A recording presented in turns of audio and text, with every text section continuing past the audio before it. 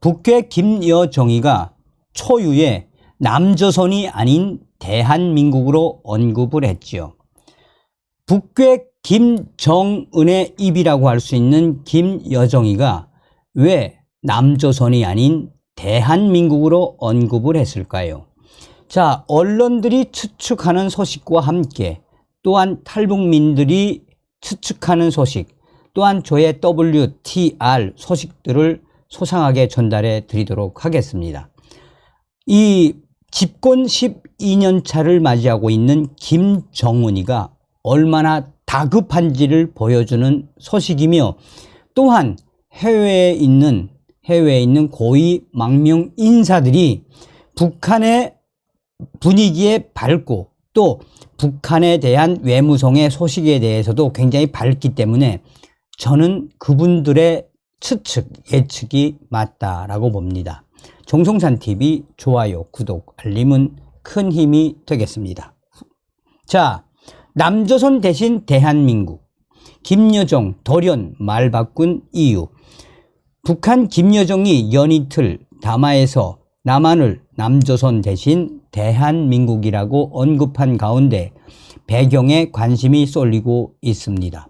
통일부 당국자는 11일 김여정이 남한을 대한민국으로 지칭한 의도에 대해 북한의 의도와 향후 태도를 예단하지 않고 예의주시하겠다라고 밝혔습니다. 통일부 관계자는 북한이 공식 발표한 성명, 담화 등 입장 발표에서 우리를 대한민국으로 지칭한 사례는 없는 걸로 안다면서, 다만 국제경기대회, 남북회담에서 제3자 발언이나 언론을 인용할 경우 대한민국으로 표기한 바 있다라고 전했습니다. 그러면서 통일부 관계자는 북한이 미 공군 정찰기의 베타 경제 수용, 상공, 무단 침범을 주장하며 김여정이가 국방성 대변인 등 세 차례나 강력한 성명을 낸 의도에 대해서도 종합적으로 북한의 의도를 예의주시하면서 평가해 나가겠다라고 말했습니다. 김여정이는 10일 담화에서 미 공군의 정찰 활동을 비난하면서 우리 정부를 향해서도 날선 반응을 보였습니다. 그러면서 초유의 남조선이 아니라 김여정이는 대한민국의 합동참모본부, 대한민국 족속 등 표현을 사용했으며, 또한 11일 새벽 담화에서도 대한민국의 군부라는 문구를 썼습니다. 대한민국 또는 한국은 그동안 북한 주요 매체나 공식 문건에서 사실상 사용하지 않은 표현입니다. 북한이 평소처럼 남한을 남조선이라고 사용하는 대신 한국 정식 국명을 사용한 데 대해 통일을 지향하는 특수 관계가 아니라 별개의 국가로 간주하겠다라는 의도로 풀이된다라고 전하고 있습니다. 한반도 정세 악화와 함께 대남, 대미 협상 전망이 어두워지면서 두 개의 한국 정책으로 변화한 것이라는 것입니다. 북한은 지난 1일 현정훈 현대그룹 회장 측의 방북 계획에 대해 수용 불가 입장을 밝히면서도 조평통, 조국평화통일위원회나 통전부가 아닌, 대남기구가 아닌 국가 간 관계를 관장하는 외무성을 발표 주체로 내세웠습니다. 자, 이게 이제 평균적인 한국 언론들의 예측이고 주장이지요. 그래서 제가 이제 강철한 대표에게 물어봤더니, 강철한 대표는 이 북한의 김여정과 김정은이가 이제 영원히 통일은 없다. 조선은 조선이고 이 대한민국은 대한민국이다. 영원히 통일은 없다라는 분단, 영구 분단을 상징하는 차원에서 이야기했다라고 강철한 대표는 주장을 했습니다. 그러면서 강철한 대표는 지금 현재 김정은이가 윤석열 대통령에 대해 그 어떤 싫은 소리 한마디 못하고 또 김여정까지 윤 정부에 대한 쓴소리를 못하는 이 모든 부분이 무엇이겠나라며 그만큼 윤석열 대통령의 겁을 먹고 있다라는 워딩도 강철한 대표는 강조를 했습니다. 또한 신동가모 장세율 사령관도 현재 북한이 이렇게 남조선이 아닌 대한민국이라고 부른 것은 후에 우리도 북한도 조선민주주의 인민공화국으로 불러달라라고 할 여지도 있으며 또한 이런 여러 일련의 과정은 고려민주연방공화국에 대한 그들의 통일론을 또 한 번 주장한 것이 아니냐라고 예측을 했습니다. 자, 저의 WTR 해외에 있는 고위 망명 인사들에게 제가 이 소식을 전하면서 논평을 좀 요청을 했습니다. 그랬더니 저에게 소상하게 이제 이것도 예측입니다. 정성산 TV, 정성산 감독 선생께 알려드립니다. 김정은이가 분명히 시켰겠지요. 김정은이가 시켰기 때문에 김여정이가 초유의 남조선이 아니라 대한민국이라고 했을 겁니다. 여기에는 많은 의미가 있습니다. 지금 현재 북한 김정은 체제 12년 최악 중에 최악입니다. 경제난, 에너지난, 식량난, 또한 거기에 여러 가지 악한 상황들이 쌓이고 쌓이다 보니 또한 얼마 전에 러시아에서 밀가루는 좀 주었는데 중국은 계산을 하지 않고는 아직까지는 쌀을 주지 않았습니다. 자, 이런 일련의 과정, 즉 김정은 체제 집권 후 최악의 상태입니다. 여기서 잘 봐야 하는 것은 바로 김정은이 김여정을 시켜서 무엇을 한국에다가 던진 것이다? 한마디로 심리전을 던진 겁니다. 대화하자라는 메시지라고 저는 보여집니다. 제가 이 소식이 나온 이후에 외무성에 있던, 그 전에 북한 외무성에 있던 망명 인사에게 물어봤더니 김정은과 김여정이가 남조선에 대한민국이라고 부른 것은 대화하자, 쌀 좀 달라, 비료 좀 달라, 이 밑밥을 깔았다라고 저는 느껴졌습니다. 자, 또 다른 분입니다. 자, 이분은 이제 중국에서 사업을 하시는 탈북자 분이신데 북한 내에 이제 대방들도 많이 거래를 하고 하바롭스크나 러시아에서도 이제 사업을 하시는 탈북자 분이신데 이제 중국 국적으로 이제 다 됐죠. 성공을 한 고인사입니다. 정성산 감독 선생의 논평 요청에 답을 드립니다. 지금 현재 김여정이가 남조선이라고 부르지 않고 대한민국이라고 부른 것은 철저하게 윤석열 정부를 가지고 놀고 있는 겁니다.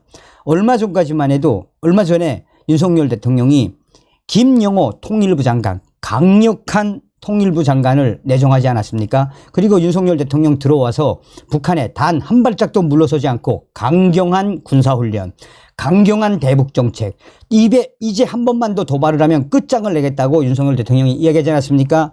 이 이야기의 핵심은 뭐겠습니까?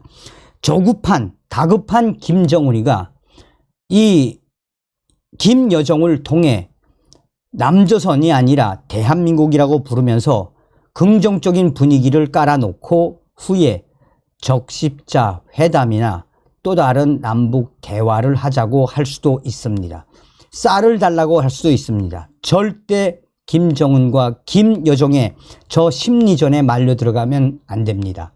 김정은이가 또 김여정이가 저렇게 미군 정찰기들이 자기네 영공으로 침투를 하고 도발의 수위가 올라갔음에도 불구하고 남조선 군부, 남조선이 아니라 남조선 합동참모본부, 남조선 족속이 아니라 대한민국 합동참모본부, 대한민국 군부라고 한 것은 철저하게 윤석열 대통령에 대한 심리전을 한 것입니다.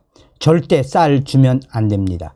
대화는 하되 제대로 된 대화를 해야 합니다라고 이분이 저에게 전해 왔습니다. 어찌되었든 김여정이나 김정은이가 한마디로 정신줄을 놨거나 아니면 이 예측한 것처럼 우리는 김정은의 저 지랄 발광을 잘 살필 필요가 있겠습니다. 절대 쌀은 안 됩니다.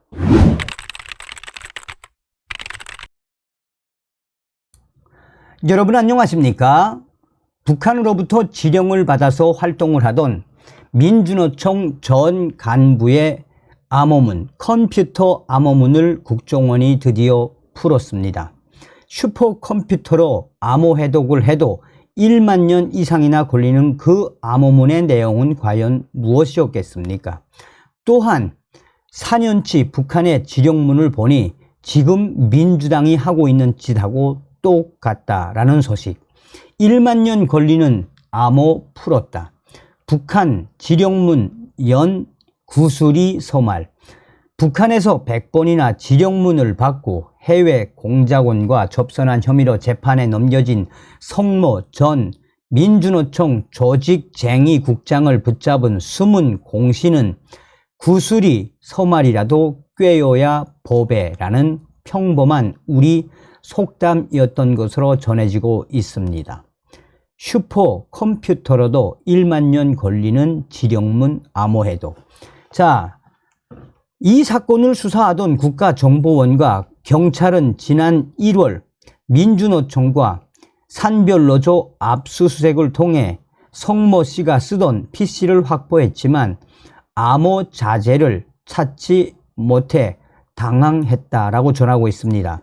북한 지령문은 암호가 걸린 문서가 담긴 USB에다가 또 USB 자체 암호, 다른 매체에 별도 저장된 문자, 숫자, 기호 등 장문의 암호 자재를 동시에 복사, 붙여넣기를 해야 열리는 3중 잠금 장치가 걸려 있었다라고 전하고 있습니다.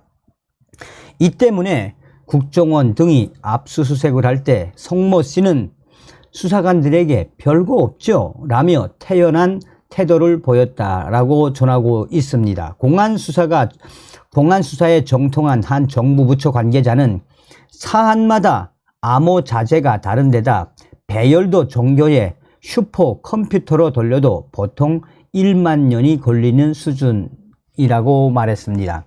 북한 지령문을 해독하기 위해서는 단순히 암호만 입력하는 방식이 아닌 USB 삽입, 각 프로그램 실행 등의 순서까지 지켜야 합니다.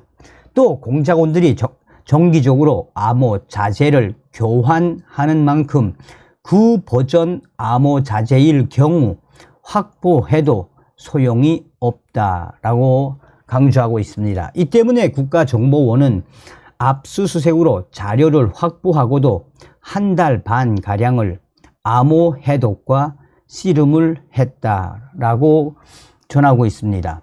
자, 그런데 실마리는 우연한 계기로 풀렸습니다.